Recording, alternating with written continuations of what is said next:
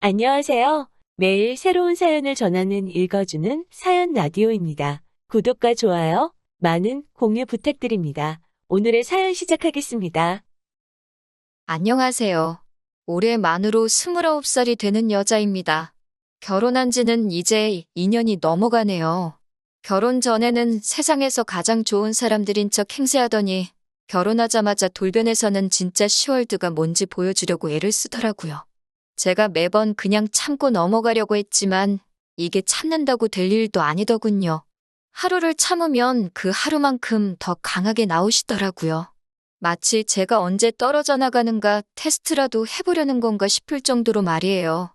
거기에 더불어 남편의 미온적인 태도에도 열이 받아서 얼마 전에 시댁에 가서 한번 시원하게 뒤집어버리고 돌아왔는데 매번 사연 듣기만 하다가 저도 제 이야기를 한번 이렇게 적어봅니다. 결혼하기 전에는 결혼만 해준다면 간이고 쓸개고 다 빼주시겠다는 듯이 말씀을 하셨어요. 저보고 우리 아들 살려줘서 고맙다는 식으로 이야기를 하셨고요. 살려준다니 무슨 말인가 싶어서 그 말을 들은 날 남편한테 당신 부모님이 무슨 말씀을 하시는 거냐 물어봤습니다. 하는 말이 두 분이 어떤 신내림을 받으신 분을 잘 알고 지내신답니다. 저는 사실 그런 걸 잘 안 믿는 부류이기 때문에 그분이 얼마나 용한지는 모르겠지만 그분 말씀을 듣고 따라서 손해를 본 적이 한 번도 없었다고 하더라고요. 그래서 신내림을 받으신 그분을 향한 신뢰가 엄청나시다고요. 그런데 그 당시에 그분이 말씀하시길 지금 연애하고 있는 사람, 그러니까 저를 말하는 거겠죠?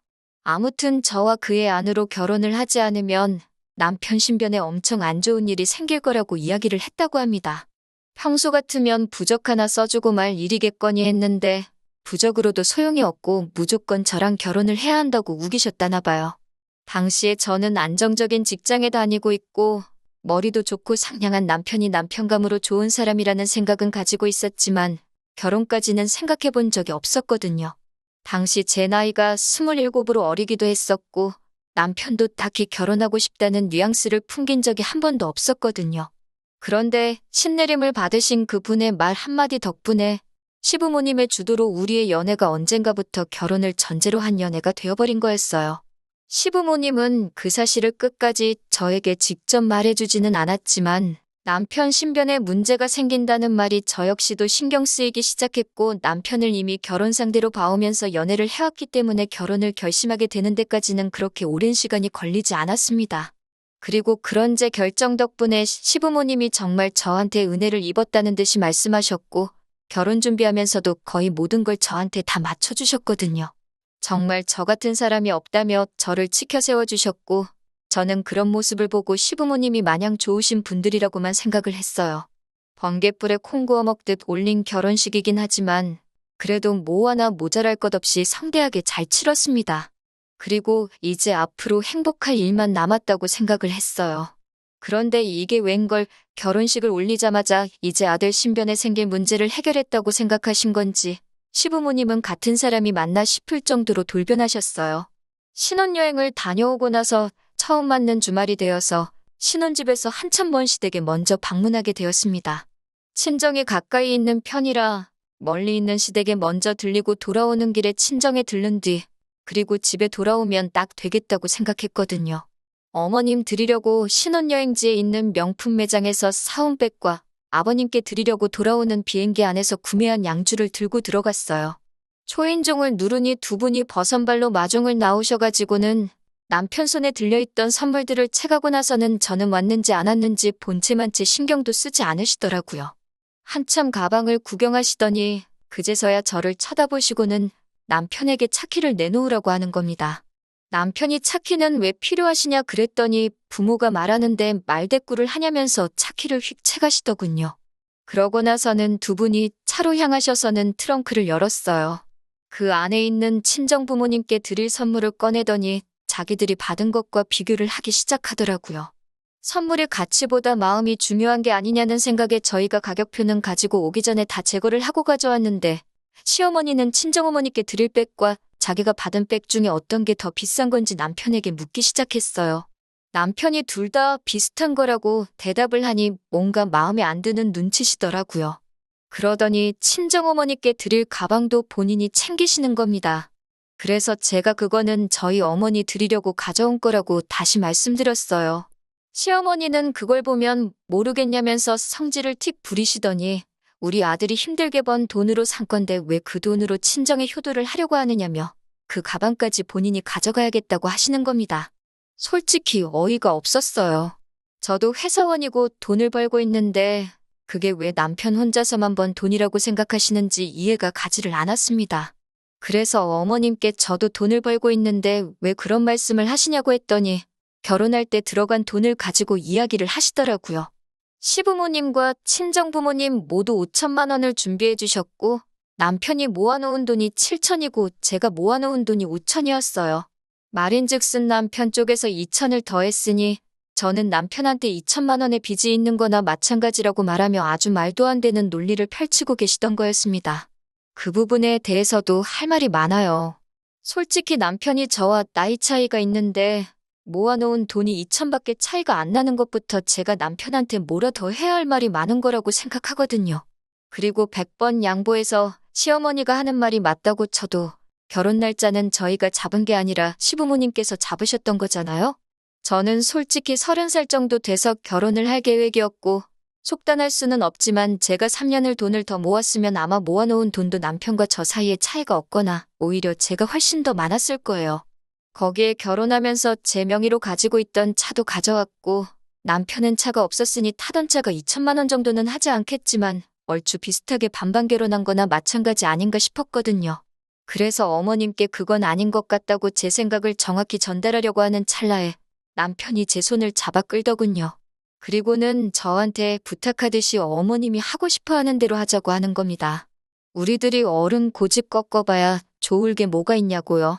그렇다고 친정어머니 드리려고 골라놓은 선물을 빼앗길 생각은 없다고 말하니 남편이 그거는 자기가 자기 돈으로 더 좋은 걸로 사드릴 테니 계속해서 이번만큼은 넘어가달라고 간곡하게 부탁을 하더라고요. 남편이 더 좋은 걸 사준다는 말에 기분을 푸른 게 아니라 하도 남편이 곤란해하길래 알겠다고 했습니다. 사실 그때는 시어머니가 그런 억지를 쓰는 모습을 처음 보기도 한 거였고 저는 이게 앞으로 펼쳐질 10월드의 전조현상이라고 생각을 전혀 하지 않았거든요. 그런데 말 그대로 이건 정말 시작에 불과했습니다. 그렇게 친정어머니 드리려고 산 가방을 빼앗긴 채로 기분이 안 좋아 시댁에 들어왔어요. 식사 준비를 해주신다기에 도와드린다고 했더니 저한테 고무장갑을 던져주시고는 저보고는 설거지부터 하라고 하시는 겁니다. 먹은 게 없는데 무슨 설거지를 시키시는 건가 했는데 싱크대에 보니 아주 설거지가 싱크대에서 넘칠 정도로 쌓여 있더군요. 초파리도 주변에 날아다니는 걸 보니 아무래도 제가 온다고 전날 저녁부터 일부러 설거지를 안 하고 쌓아두신 거라는 확신이 들었습니다. 그러더니 남편한테는 먼 길 운전해서 오느라고 수고했다고 밥 차려줄 테니까 들어가서 자라고 하더군요. 속에서 터져나오는 욕을 참으며 설거지를 끝내고 식사 준비를 도운 뒤에 남편 밥 먹으러 데리고 나오라는 말에 방으로 들어갔습니다. 속에서 열불이 나서 남편을 한 대 걷어차줄 준비를 하고 들어갔는데 남편도 눈치가 있는지 방 안에서 잠도 못 자고 벌을 서고 있더라고요. 제가 고생하는데 자기가 자고 있으면 제가 더 서운하지 않겠냐고 하면서요. 방법이 틀린 건 아닌데 그런 배려를 할 정도면 설거지를 시키는 어머님을 말려주던가 아니면 자기가 나서서 하겠다고 하던가 하는 더 좋은 방법이 있었을 텐데 굳이 아무도 못 보는 방 안에서 벌을 서고 있는 게 이해가 되질 않았습니다. 다음부터는 이러지 말고 어머님께 설거지를 시키지 말라고 말을 하거나 오빠가 직접 하거나 하는 게 좋겠다고 설명까지 해주는데 남편이 어떻게 어머니한테 나를 세우냐면서 시댁에 왔을 때는 그냥 어머님 기분을 맞춰주라는 거예요. 1년에 마주쳐봐야 몇 번을 마주치겠냐고 하면서 말이죠. 매번 그런 식이었습니다. 결혼 전에 보여주셨던 저에게 간이며 쓸개며 다 빼주시겠다던 모습은 온데간데 없고 매일같이 10월드의 정석을 보여주셨어요. 1년에 몇 번 보지 않는다는 말이 무색하게 이틀 3일에 한 번꼴로 안부 전화를 요구하시더군요. 부모가 자식 걱정하는 마음은 당연하고 소식 듣고 싶어하는 마음 또한 잘못되었다고 생각하지 않습니다. 그런데 기어코 그 안부 전화를 남편이 아니라 저에게 받아야겠다고 하시는 거예요. 전화하는 게 뭐가 어렵냐면서 어머님 기분 맞춰주자는 남편이 참 속도 없어 보였습니다. 이 부분은 남편을 쪼아대면서 한 달에 한두 번 그것도 남편이 있을 때 제가 전화해서 인사만 드리고 남편이 전화기를 이어받아서 연락드리는 걸로 겨우 바꾸기는 했네요. 시댁과의 거리가 상당한데도 시어머니는 부모 얼굴도 안 보고 살 작정이냐면서 명절이나 어버이날, 생신을 제외하더라도 한 달에 한 번은 꼭 시댁에 내려오라고 하시더군요. 친정이 신혼집에서 지근거리이기는 하지만 그렇다고 친정에 자주 들락날락 하고 있지도 않거든요. 친정어머니께서 저희 먹으라고 반찬 같은 거를 자주 해주시기는 하는데 그마저도 저희가 회사 다니느라 바쁜데 뭐하러 친정까지 찾아오냐면서 퀵으로 보내주시거나 친정 부모님께서 지나가는 길에 내려주고 가시거나 하는 정도예요. 남편이 그렇다고 말씀을 드려도 시어머니가 그걸 내 눈으로 본 적도 없는데 어떻게 믿겠냐면서 무조건 한 달에 한 번씩은 찾아오라고 하시는 겁니다. 한 달에 한 번이면 명절 생신 어버이날까지 다 합치면 1년에 20번도 더 넘게 찾아뵈야 하는 건데 말이에요. 그래서 남편한테 확실하게 말했어요. 명절이나 생신같이 며느리 된 도리, 자식 된 도리로 당연히 챙겨야 하는 날이라면 불만 없이 찾아가겠다. 하지만 한 달에 한 번 찾아뵈는 건 너무 많다고 생각하고 기어코 시댁에 가야겠다면 나는 그날은 친정에 가 있을 테니 남편 보고 갈 테면 혼자 가라고 했습니다. 솔직히 남편이 시댁에 안 갈 거라고 대답할 줄 알았는데 알겠다고 하더니 앞으로 시댁에는 자기가 혼자서 찾아뵙겠다고 하는 거예요. 내 말의 속뜻을 그렇게도 몰라주나 싶어 속이 상했지만 뭐 남편이 혼자서 가겠다는데 그걸 제가 말릴 이유도 없다는 생각이 들어 그렇게 하라고 했습니다. 시어머니는 당연히 제가 찾아오지 않는 것에 대해서 불만이 많아 보이셨지만 남편이 중간에서 어머님한테 무슨 말을 듣더라도 저한테는 전해주지 않는 건지 저에게는 별다른 말이 들려온 적은 없었네요. 아무튼 그렇게 해가 바뀌고 처음 맞는 명절이 되었습니다.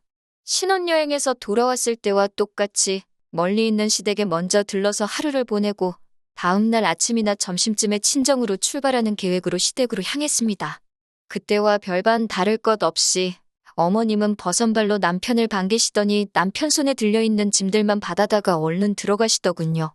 집 안에 들어가자마자 기다렸다는 듯이 저를 보면서 남편에게 먼 길 운전해서 오느라고 얼마나 피곤했냐고 고생 참 많이 했다면서 남편에게 얼른 들어가서 좀 쉬라고 방으로 데리고 가시더군요.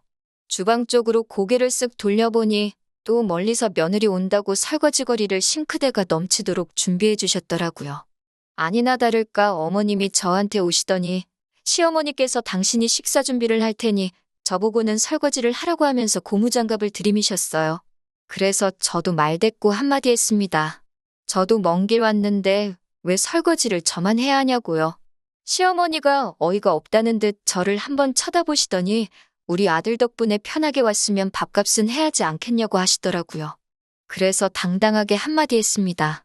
운전은 제가 해서 왔다고요. 사실 진짜 그러실 줄은 몰랐지만 혹시나 어머님이 신혼여행 때처럼 남편은 쉬게 하고 저한테는 일거리를 찾아서 시키지 않으실까 하는 생각에 애초에 처음부터 운전을 제가 하고 왔거든요. 어머님 레파토리가 운전하느라 고생했으니 아들은 들어가시고 편하게 온 며느리는 일을 해야 한다는 거였으니 그걸 미리 간파해서 제가 운전을 하고 온 거였어요. 남편한테도 어머님이 하신 말씀 들었지 않냐고 고생은 내가 했으니 편하게 온 오빠가 밥값을 하면 되겠다고 말하고 고무장갑을 손에 쥐어주고 저는 방으로 들어갔습니다. 어머님도 본인이 하신 말이 있으니 그 상황에서 설거지를 제가 하라고 하지도 못하고 아들인 남편한테도 하지 말라고 하지도 못하고 계셨어요. 남편은 고무장갑을 제게 받고서는 군말 없이 설거지를 시작했고요. 애초에 남편 뜨뜻한 곳에서 한숨 재우실 생각이셨는지 이불도 푹신한 게 깔려있고 보일러도 빵빵하게 틀어놓으셨더라고요. 뜨끈한 방바닥에 두 다리 쭉 뻗고 몸을 뉘었더니 정말 3시간 거리 운전해서 온 피로가 싹 달아나더라고요. 방문 밖에서 어머님이 약이 많이 올라있는 소리를 들으니 그 편안함이 배가 되더라고요. 솔직히 당장에 속은 후련했는데 또 한편으로는 약이 오른 시어머니 뒷감당을 어떻게 해야 하나 하는 생각이 들기도 했지만 저도 당장 시원한 사이다를 원샷한 시원함을 만끽한다고 더는 생각하지 않기로 했어요. 한참 뜨끈한 아랫목에서 등을 지지고 있으니 남편이 방문을 열고 들어오더니 밥 먹으러 나오라고 저를 부르더라고요. 남편 셔츠가 조금 젖어 있는 걸 보니 설거지가 얼마나 많았는지 대충 가늠이 왔습니다. 방에서 나와 식탁에 앉으니 표정만 봐도 시어머니가 저를 벼르고 있다는 느낌이 딱 들었어요. 갈비탕을 끓여주셨는데 정말 제 그릇에는 건더기가 뭐가 많기는 한데 전부 다 갈빗대밖에 없더라고요. 뼈만 들어있는 그릇을 보고 어이없어하고 있는데 남편 그릇을 보니 제 그릇에 담겨있는 갈빗대에 붙어있던 고기가 어디로 갔는지 안 봐도 알겠더라고요. 시어머니가 먹는 거 가지고 일부러 그러신다는 게 딱 티가 나서 저도 그릇이 바뀐 것 같네 하면서 남편 앞에 놓인 그릇과 제 그릇을 바꿔버렸습니다. 그러니까 시어머니가 그릇을 왜 바꾸냐고 니 거 떠준 거 맞다고 하시면서 제 손목을 탁 치더라고요. 그래서 대놓고 제 갈비탕은 고기가 한 점도 없고 뼈밖에 없어서 그런다고 남편이 평소에도 국에 들어간 고기는 육즙이 빠져서 맛이 없다고 잘 안 먹기에 가져간다고 했습니다. 아니나 다를까 제 말이 끝나자마자 시어머니의 무한 잔소리가 시작되었습니다. 우리 아들 밥을 어떻게 챙겨주기에 얘가 피골이 상접을 했는가 했는데 이유를 알겠다고 하시더군요. 제가 시댁에 한 달에 한 번 오는 것도 싫다고 하는 이유를 알겠다고 하십니다. 남의 집 귀한 아들 뺏어가 놓고선 며느리 도리는커녕 마누라라면 당연히 남편을 위해 희생해야 되는데 지 입속만 챙기고 남편 거를 탐을 내고 그렇게 다 뺏어가 버리니 남편이 길을 펴지도 못하고 삐쩍 꼴아가지고 있는다고 괜히 그것 때문에 이 시어미한테 잔소리 들을까봐 겁나서 못 오는 거 아니냐고 하시더라고요. 그리고는 옛날이었으면 그런 며느리는 동네 사람들이 돌아가면서 몽둥이로 한 대씩 두들겨 팼다고 하시더라고요. 그래서 가만히 듣고 있다가 한마디 해드렸어요. 귀한 아들 뺏어갈 생각 없었다고 그렇게 귀한 사람인 줄 몰랐는데 정그러시면 다시 돌려드리겠다고요. 저도 이렇게까지 할 생각 없었는데 결혼할 당시에는 오히려 그 애가 넘어가면 안 된다니 어쩌니 하면서 결혼만 해주면 정말 평생에 걸쳐 갚을 신세를 지는 거라고 말씀하셔놓고서는 이제 와서 돌변하니 어이가 없었어요. 다 잡은 고기한테 먹이를 안 준다는데 저는 아예 다 잡은 고기 취급도 못 받고 있는 거 아닌가 하는 생각이 들었어요. 그래서 저도 이런 식의 관계를 오래 끌고 싶은 생각 없고 제가 참는다고 나아질 것도 아닌 것 같아서 그냥 한번 내질러 봤습니다. 만약에 실제로 돌려달란다고 하시면 돌려드릴 생각이었어요. 저도 더 이상 말도 안 되는 이유로 스트레스를 받고 싶지 않았고 어차피 나아질 관계가 아니면 더 안 좋아지기 전에 끝내버리는 게 저를 위해서, 남편을 위해서 그리고 시어머니를 위해서도 훨씬 나을 거라고 생각을 했기 때문이에요. 남편은 제가 시어머니에게 이렇게 대놓고 나를 세우고 있는데 어떻게든 중간 역할을 해가며 이 상황을 해결하려 하기는커녕 미온적인 태도로 아무리 그래도 그렇게 말하는 건 안 되는 거라고 하면서 무조건 제가 시어머니께 사과를 해야 한다고 하는 겁니다. 제가 한 말에 잘못이 아예 없다고 할 수는 없지만 애초에 시어머니께서 처음부터 저를 결혼하기 전에 대해주듯 적어도 식모가 아니라 그냥 한 명의 사람 정도로만 대해주셨어도 이렇게 나오지는 않았을 거예요. 그래서 남편한테 내가 잘못한 게 뭔데 무조건 내가 사과를 해야 하는 거냐고 따졌습니다. 시어머니는 그 모습을 보고 설거지할 때부터 참았던 화가 한 번에 터진 건지 노발대발하시기 시작했습니다. 귀한 아들을 줬더니 고마워하기는커녕 시대갈기를 아주 우습게 안다고 내 아들이 벌어다주는 돈으로 편하게 살고 있으면서 아주 은혜도 모른다고 하는 거예요. 남편이 돈을 벌어다주면 얼마나 벌어다주냐고, 얼마 되지도 않는 돈을 벌고 있으니 나까지 맞벌이를 하고 있는 거 아니겠냐고, 진짜 돈 많이 벌어다주고 호의호식하게 만들어줬으면 제가 이러겠냐고 하면서 그리고 그 귀한 아드님 누가 언제 달라고나 했냐고 따졌습니다. 어머님이 저한테 하루빨리 결혼했으면 좋겠다고 해서 한 거지 제가 언제 달라고 한 적이나 있냐고요. 그렇게 귀한 아들이면 제가 돌려드린다고 하지 않았느냐. 그러니까 그냥 가져가시라 말하고 자리를 박차고 일어나 밖으로 뛰쳐나갔습니다. 할 말은 하고 나왔으니 속은 후련하더군요. 그런데 어이가 없었던 건 아무리 제가 시어머니와 싸우고 나서 자리를 박차고 나왔다고 해도 남편이 저를 달래주러 따라 나올 줄 알았어요. 차 안에서 한참을 있는데도 남편은 코빼기도 비출 생각을 안 하더라고요. 안 봐도 뻔하게도 아마 집안에서 그 귀한 시어머니 기분을 달래드리고 있을 모습이 눈에 선했습니다. 1시간을 차 안에 있었나, 저한테 심지어 어디냐 전화 한 통 문자 하나 보내지 않는 남편을 뒤로하고 차를 끌고 집으로 돌아왔습니다. 그리고 곧바로 이혼을 진행하게 되었어요. 연락을 강요한 것부터 시댁에만 편파적이길 원했던 것에 한 달에 한 번은 무조건 오라고 했던 것까지 전부 다 이혼 사유가 되어서 소송을 진행할 수 있었습니다. 심지어 파탄의 원인인 시어머니에게 위자료까지 청구할 수 있었어요. 위자료라고 해봐야 얼마 되지도 않는 돈이지만 그렇다고 그걸 안 받을 이유까지도 없어서 위자료 청구 소송도 동시에 진행했습니다. 시어머니는 노발대발하시며 저에게 입에도 담기 힘든 욕을 하셨는데 얼마 뒤에 태도가 싹 바뀌어 돌아왔습니다. 신내림을 받으셨다는 그분에게 찾아가서 또 상담을 했나 봐요. 그런데 그분이 하는 말이 결혼을 했다고 해서 이혼을 해도 된다는 말이 아니다. 남편이 저랑 이혼하면 애써 막아놓은 애기 남편을 다시 덮친다고 하여 수년 내로 또 남편한테 큰 화가 생길 거라 이런 이야기를 해줬다나 봐요.